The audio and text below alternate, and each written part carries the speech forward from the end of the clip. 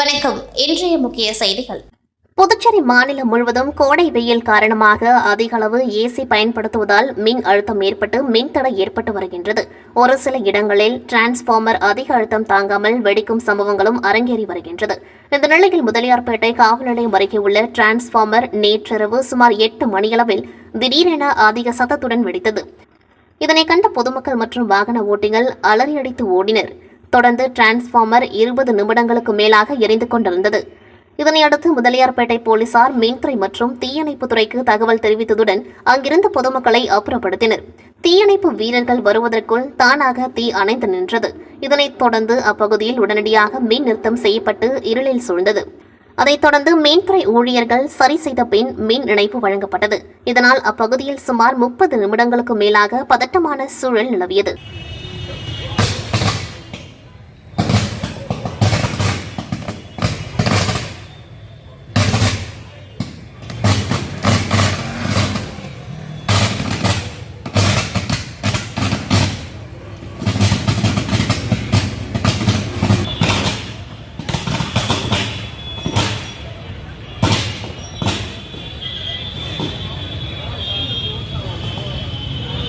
காரைக்கால் அடுத்த நிரவி பகுதியில் ஹவுஸ் காலனியை சேர்ந்த ஆசாரி வேலை செய்து வரும் சிங்காரவேலு என்பவரின் மகன் சந்தோஷ் என்பவர் சக நண்பர்களோடு வீட்டின் அருகே இன்று மாலை மதியம் விளையாடிக் கொண்டிருந்தார். அப்பொழுது மாலை சிறுவனை காணவில்லை என கூறப்படுகின்றது. இந்த நிலையில் சிறுவனின் பெற்றோர்கள் சிறுவனை தேடி வந்த நிலையில் இரவு வீட்டின் அருகே சிறுவன் கழுத்தறுக்கப்பட்டு கொலை செய்த நிலையில் பிணமாக கிடந்துள்ளார். இதனையடுத்து கொலை செய்யப்பட்டு கிடந்த சிறுவனின் உடலை கண்டு பெற்றோர்கள் அதிர்ச்சியடைந்த நிலையில் இதுகுறித்து நிரவி காவல் நிலையத்திற்கு புகார் அளித்தனர். அதன் பேரில் நிரவி போலீசார் வழக்கு பதிவு செய்து சிறுவனை கொலை செய்த மர்ம நபர் குறித்து தேடி வருகின்றனர். மேலும் சிறுவனின் வீட்டின் அருகே உள்ள மற்றொரு 19 வயது மதிக்கத்தக்க இளைஞர் திடீரென மாயமாகி இருப்பதாகவும் இந்த கொலைக்கும் அவர்களுக்கும் ஏதேனும் சம்பந்தம் உள்ளதா என்பது குறித்து நிரவி போலீசார் தீவிர விசாரணையில் ஈடுபட்டுள்ளனர். புதுச்சேரி அடுத்த சின்ன காலாப்பட்டு ஆலமரத்து வீதியில் சுமார் 50க்கும் மேற்பட்ட குடும்பங்கள் வசித்து வருகின்றனர். இதனிடையே கடற்கரையில் உள்ள தனியார் சொகுசு விடுதி 10 அடி அகலம் கொண்ட இந்த வழியை பயன்படுத்தி வருகின்றனர். இதனால் அடிக்கடி இந்த சாலையில் போக்குவரத்து நெரிசல் ஏற்படுவதாக அப்பகுதி மக்கள் குற்றம் சாட்டி வந்தனர். இந்த நிலையில் கடற்கரையில் உள்ள தனியார் சொகுசு விடுதிக்கு செல்வதற்காக ஆலமரத்து வீதி வழியே உயர் மின்னழுத்த புதைவிட மின்பாதை அமைக்கும் பணிக்காக பள்ளம் தோண்டப்பட்டது. இதற்கு அந்த பகுதி மக்கள் கடுமையாக எதிர்ப்பு தெரிவித்தனர். மேலும் ஆலமரத்து வீதி என்பது 10 அடி அகலம் கொண்ட குறுகிய சாலை. இந்த சாலை கீழேதான் குடிநீர் குழாய், கழிவுநீர் குழாய் அனைத்தும் செல்கின்றது. இதே வழியில் மீண்டும் உயர் மின்னழுத்த புதைவிட மின்பாதை அமைத்தால் இங்கு உள்ள மக்கள் கடுமையாக பாதிக்கப்படுவார்கள் என்று கூறி திடீர் ஆர்ப்பாட்டத்தில் ஈடுபட்டனர். பொதுமக்கள் எதிர்ப்பால் மின்பாதை அமைக்கும் பணி நிறுத்தப்பட்டது. இதனால் அந்த பகுதியில் சிறிது நேரம் பரபரப்பு ஏற்பட்டது. புதுச்சேரியில் இருந்து 10 கிலோமீட்டர் தொலைவில் ஊசுடு ஏரி அமைந்துள்ளது. புதுச்சேரி தமிழக பகுதிகளை உள்ளடக்கி 800 ஹெக்டேர் பரப்பளவை கொண்டுள்ளது. இங்கு உள்நாட்டு பறவைகள் மட்டுமின்றி மத்திய ஆசியா, ஐரோப்பியா, சைபீரியா, ரஷ்ய நாடுகளில் இருந்து எண்ணற்ற பறவை இனங்கள் நவம்பர் மாதம் துவங்கி மார்ச் மாதம் வரையில் இறை மற்றும் இனப்பெருக்கம் செய்ய வருகின்றன. ஏராளமான அரிய வகை பறவைகள் வந்து செல்வதால் கடந்த 2008ஆம் ஆண்டு உசுட்டேரியை பறவைகள் சரணாலயமாக புதுச்சேரி அரசு அறிவித்தது. இங்கு ஒவ்வொரு ஆண்டும் 130 வகையான 20,000க்கும் மேற்பட்ட பறவைகள் வருகின்றது. உசுட்டேரி சுற்றுலா தலமாகவும் உள்ளது. ஏரியில் உள்ள பறவைகளை சுற்றுலா பயணிகள் கண்டு ரசிக்கின்றனர். தற்பொழுது உசுட்டேரியில் நீர்மட்டம் குறைந்துள்ளது. தற்பொழுது பூ நாரைகள் எனப்படும் ஆஸ்திரேலியா பிளமிங்கோ பறவைகள் 100 கணக்கில் ஏரியில் குவிந்துள்ளன. இப்பறவைகளை காண ஏராளமான சுற்றுலா பயணிகள் குவிந்து வருகின்றனர். மேலும் பறவை ஆராய்ச்சியாளர்கள் ஏரிக்கு வந்துள்ள பிளமிங்கோ பறவைகளை கணக்கெடுக்கும் பணியை துவங்கியுள்ளனர். புதுச்சேரியில் போதைப் பொருட்களுக்கு எதிரான விழிப்புணர்வை இளைஞர்களிடம் ஏற்படுத்தும் வகையில் காவல்துறை சார்பில் மிஷன் இளமை என்ற திட்டம் துவங்கப்பட்டு கடந்த சில நாட்களுக்கு முன்பு கேரம் போட்டிகள், இருசக்கர வாகன பேரணி, வாக்கத்தான் என பல்வேறு போட்டிகள் நடைபெற்றன. இந்த நிலையில் புதுச்சேரி பாண்டி மெரினாவில் கஞ்சா மற்றும் போதைப் பொருட்களுக்கு எதிரான விழிப்புணர்வை பொதுமக்களிடையே ஏற்படுத்தும் வகையில் காவல்துறை சார்பில் 2 நாட்கள் கடற்கரை வாலிபால் போட்டிகள் நேற்று மாலை நடத்தப்பட்டன.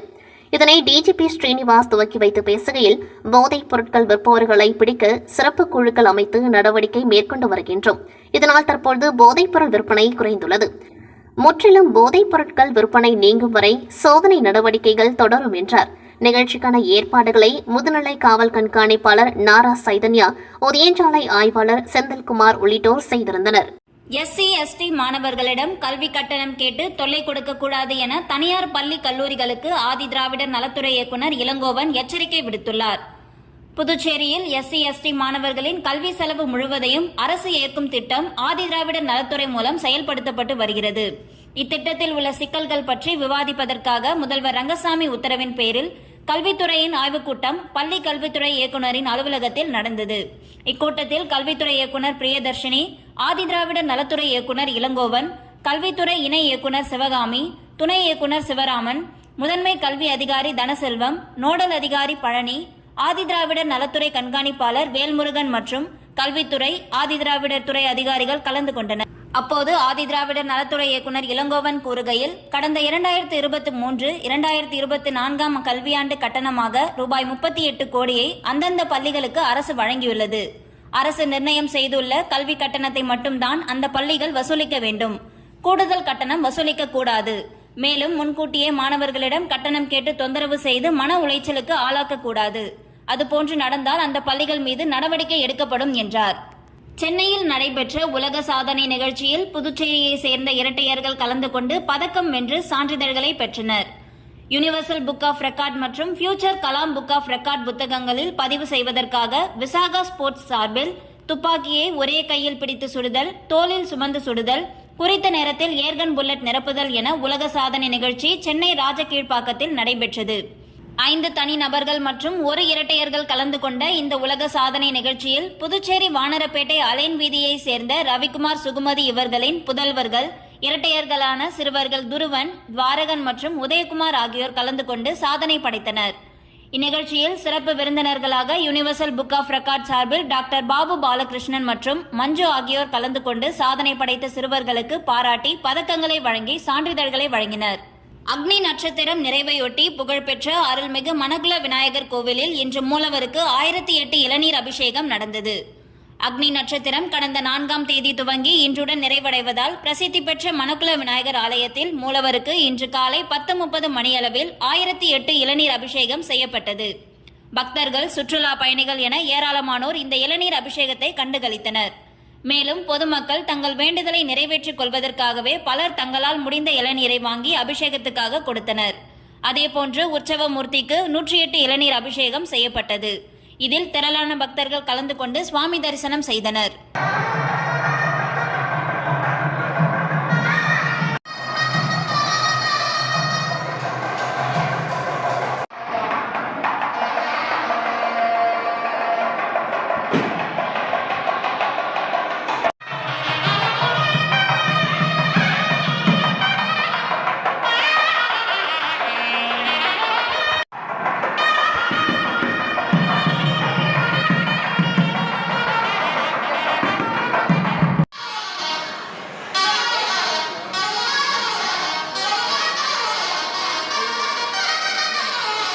புதுச்சேரியை அடுத்த மொரட்டாண்டி பகுதியில் அமைந்துள்ள உலகிலேயே மிக உயரமான 72 அடி மகா பிரத்யங்கரா காளி கோவிலில் உலக நன்மை வேண்டி அக்னி நட்சத்திர தோஷ நிவர்த்திக்காக 1008 லிட்டர் தயிர், பால் உள்ளிட்ட 108 அபிஷேக பொருட்களை கொண்டு இடைவிடாது 24 மணி நேரம் நடைபெற்ற பிரம்மாண்ட அபிஷேகத்தில் திரளான பக்தர்கள் கலந்து கொண்டு சுவாமி தரிசனம் செய்தனர். புதுச்சேரி அடுத்த மொரட்டாண்டி பகுதியில் உலகிலேயே மிக உயரமான 72 அடி உயரம் கொண்ட ஸ்ரீ மகா பிரத்யங்கரா காளி கோவில் அமைந்துள்ளது. இங்கு 16 அடி உயர ஸ்ரீ லட்சுமி நரசிம்மர் சன்னதியும் அமைந்துள்ளது. இங்கு வருடந்தோறும் அக்னி வெயிலின் கோர தாண்டவத்திலிருந்து மக்களை காத்ததற்கு நன்றி தெரிவிக்கும் வகையிலும், மேலும் வெயிலின் தாக்கம் குறைந்து மழை பெய்து விவசாயம் செழிக்கவும் உலக நன்மை வேண்டியும் வருடந்தோறும் அக்னி வெயில் நிறைவடையும் நாளன்று 24 மணி நேர இடைவிடாது தொடர் அபிஷேகம் நடைபெறுவது வழக்கம். அதன்படி இந்த வருடமும் 24 மணி நேர இடைவிடாது தொடர் அபிஷேகம் ஆலய பீடாதிபதி நடாத்தூர் ஜனார்த்தன சுவாமிகள் மற்றும் இளைய பீடாதிபதி வரத தேசிகன் சுவாமிகள் தலைமையில் இன்று அதிகாலை 5 மணிக்கு துவங்கி நாளை புதன்கிழமை காலை 6 மணி வரை தொடர்ந்து நடைபெறும். இதில் 1008 லிட்டர் தயிர், பால், 1008 கிலோ வர்ண மலர்கள், 1008 இளநீர், 1008 எலுமிச்சை பழம் மற்றும் 108 லிட்டர் தேன், 108 லிட்டர் எண்ணெய், பன்னீர், கரும்பு சாறு, நெய், கங்கை நீர் மற்றும் 108 கிலோ மஞ்சள், குங்குமம், விபூதி, சந்தனம் உள்ளிட்ட 108 அபிஷேக பொருட்களை கொண்டு தொடர்ந்து நடைபெற்று வருகிறது. இதில் திரளான பக்தர்கள் கலந்து கொண்டு சுவாமி தரிசனம் செய்தனர். இந்த அபிஷேகத்தில் கலந்து கொள்வதால் சகல விதமான ஐஸ்வர்யங்களும் கிடைக்கும். மேலும் பில்லி சூன்யம், ஏவல் மற்றும் நோய் நொடிகள் நீங்கும். திருமண தடை, கடன் தொந்தரவு நீங்கும். சொத்து வழக்குகள் கைகூடும் என்பதால் பல்வேறு மாநிலங்களை சார்ந்த ஏராளமான பக்தர்கள் இதில் கலந்து கொண்டனர். கலந்து கொண்ட பக்தர்களுக்கு அபிஷேக பிரசாதங்கள் வாரி வழங்கப்பட்டது. காரைக்கால் மாவட்டம் திருநள்ளாறு அடுத்த சேத்தூரில் அமைந்துள்ள பிரசித்தி பெற்ற அருள்மிகு ஸ்ரீ மகா மாரியம்மன் ஆலயத்தின் தீமிதி திருவிழா பூச்சொரிதல் உற்சவத்துடன் துவங்கியது. பூச்சொரிதல் நிகழ்ச்சி முன்னிட்டு ஸ்ரீ மகா மாரியம்மன் ஆலயத்திலிருந்து கரகம், மங்கள வாத்தியங்கள் முழங்க 1000க்கும் மேற்பட்ட பெண்கள் பல வண்ண பூக்கள் கொண்ட தட்டுகளுடன் முக்கிய வீதிகள் வழியாக வீதி உலாவாக வந்து மீண்டும் ஆலயம் வந்தடைந்தனர்.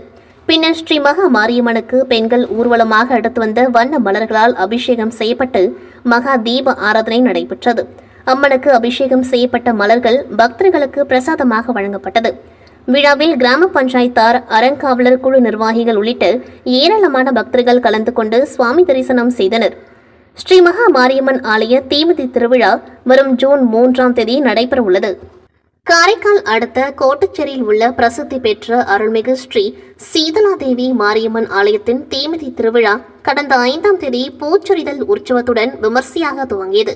விழாவின் முக்கிய நிகழ்ச்சியான தீமிதி திருவிழா இன்று விமர்சையாக நடைபெற்றது. இதில் பக்தர்கள் வேண்டுதல் நிறைவேற்றும் பொருட்டு பால் காவடி, அழகு காவடி, மயில் காவடி எடுத்து வீதி உலாவாக வந்து தீக்குழியில் இறங்கி சுவாமி தரிசனம் செய்தனர். முன்னதாக ஸ்ரீ சீதலாதேவி மாரியம்மனுக்கு பாலாபிஷேகம் நடைபெற்றது. அதனைத் தொடர்ந்து மாலை வண்ண மலர்களால் அலங்கரிக்கப்பட்ட வாகனத்தில் ஸ்ரீ சீதலாதேவி மாரியம்மன் வீதியுலா நடைபெற்றது.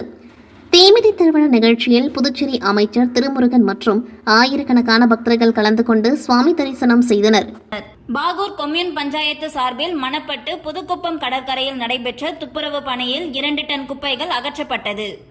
பாகூர் கொம்யூன் பஞ்சாயத்து சார்பில் கோடை வெயில் மற்றும் மழையினால் தொற்று நோய் பரவாமல் தடுக்கும் விதமாக உள்ளாட்சித்துறை இயக்குநரின் அறிவுறுத்தலின் பேரில் பாகூர் பஞ்சாயத்திற்குட்பட்ட கிராமங்களில் சிறப்பு துப்புரவு பணி நடைபெற்று வருகிறது.